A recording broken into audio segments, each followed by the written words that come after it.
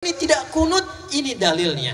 Imamnya yang kunut, yang belakang kata Syekh Ibnu Shalih Al-Utsaimin, mufti Saudi Arabia yang telah wafat. Syekh bin Baz, mufti Saudi Arabia yang telah wafat. Mazhabnya Hambali, kata mereka berdua, kalau ada imamnya kunut kita bermakmum, dan kita tidak kunut, imamnya kunut, ikut imam, aminkan. Allahumma hdina fi man hadait, amin. Wa'afina fi man afait. Kalau ada imamnya tidak kunut, yang di belakang biasa kunut, bermakmum di belakang imam dan imamnya tidak kunut, ikuti dan tidak perlu sujud sahwi. Jelas? Jika depan imamnya kunut, aminkan, jangan baca yang lain-lain. Allahumma hdina fi man hadait, bid'ah. Enggak selesai-selesai. Ulama sudah menyampaikan hukum, yang salaf sampai yang khalaf, yang dulu sampai yang sekarang. Mereka hafal Quran, hafal hadis, hafal riwayat, hafal sejarah, keluarkan hukum. Kunut boleh, tak kunut boleh. Jadi imam kunut ikuti, imam tak kunut ikuti. Selesai masalah. Antum dari wajah udah kelihatan, imam bukan, ulama bukan, hafal Quran setengah juga enggak. Tuh kan, baca masih belepotan, hadis pakai terjemahan. Ya, sejarah enggak tuntas.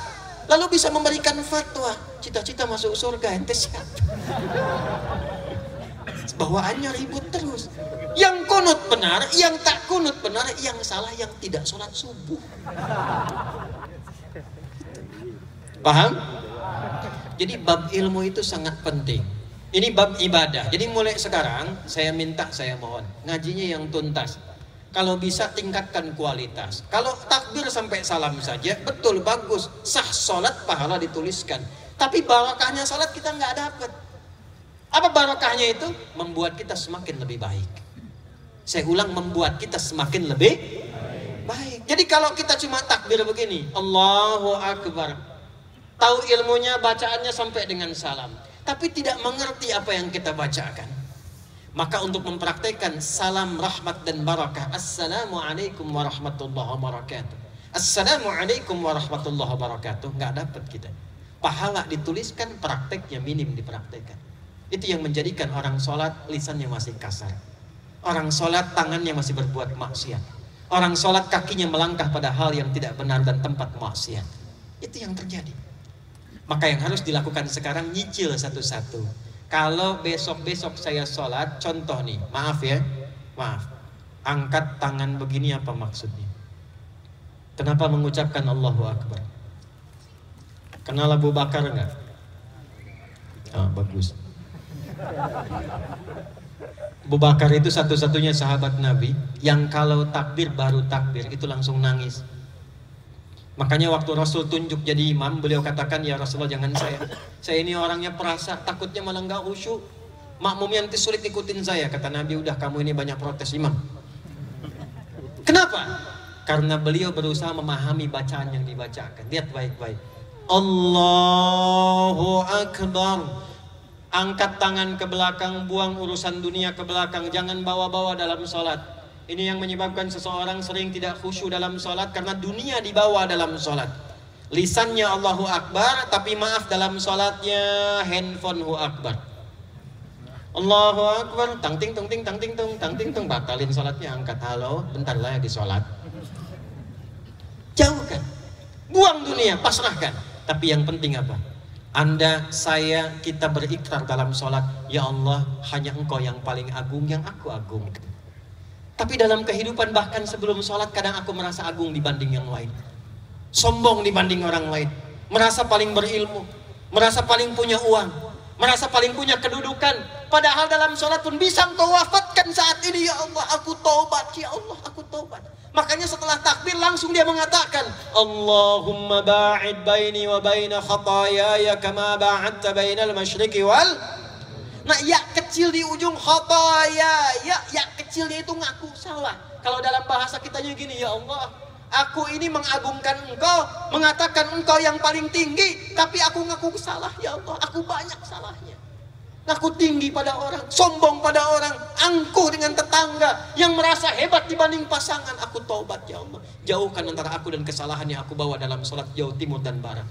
Aku takut kalau dalam sholat diwafatkan masih membawa kesalahan. Lalu kita pasrah.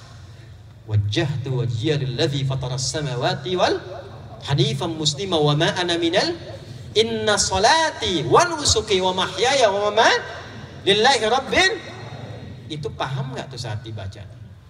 Itu kan bahasa bebasnya begini, ya Allah, kalaupun kau wafatkan aku sekarang dalam sholatku ini, aku pasrah ya Allah, sepanjang kau ampuni dosaku, dan aku berjanji kalau selesai sholat masih hidup, aku akan berjanji dia orang yang lebih baik dari sebelum aku sholat.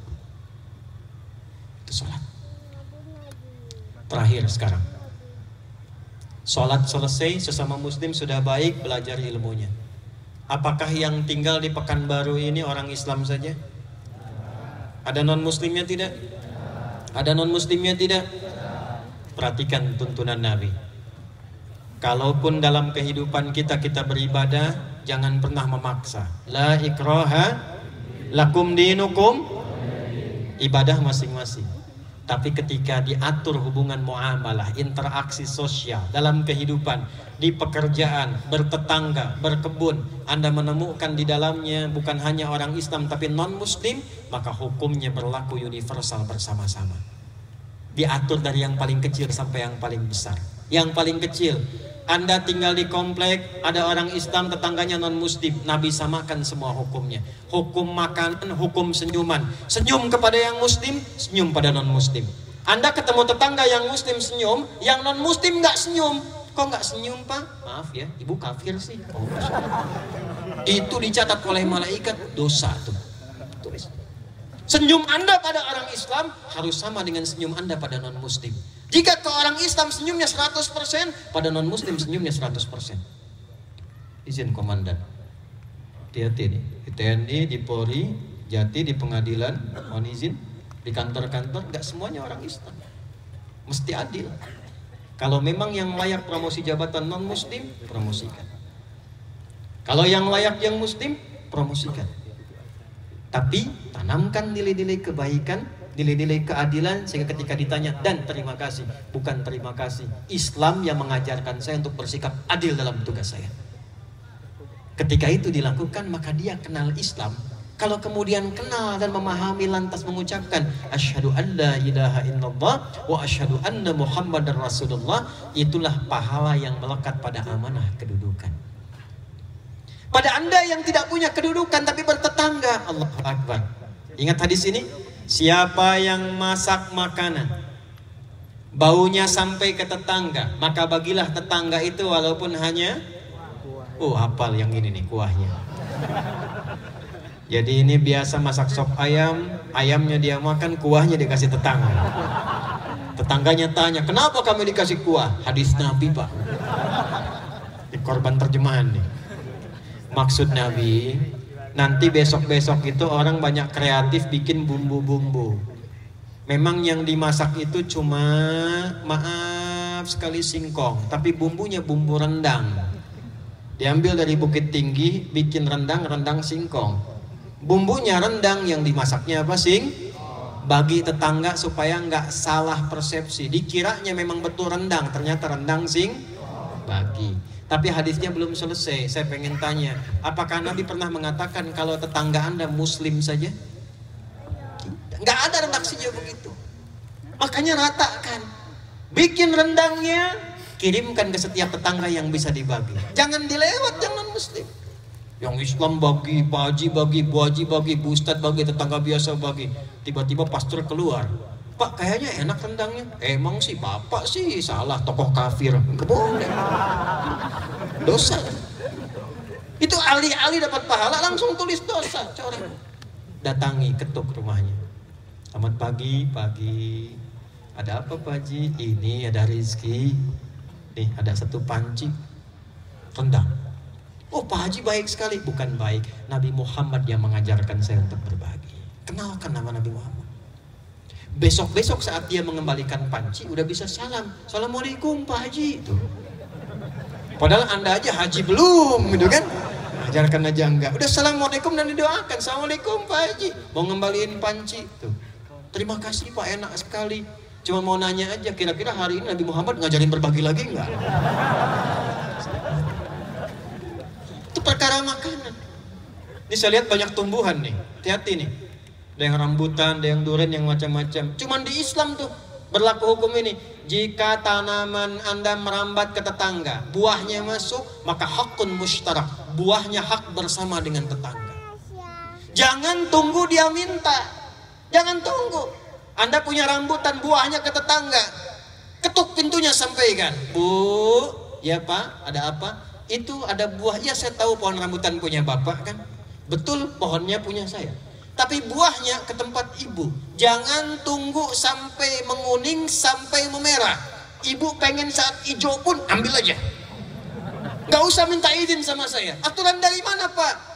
Nabi Muhammad mengajarkan saya, jangan sampai tetangga menikmati dengan pandangan dan menyapu sampahnya saja, dia mendapatkan bagian yang sama untuk mengambil buahnya. Islam.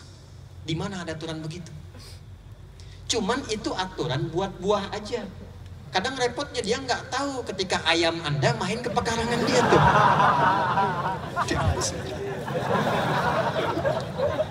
Besok dia datang, Pak, Nabi Muhammad tuh berkah banget ya, ayam Bapak enak banget.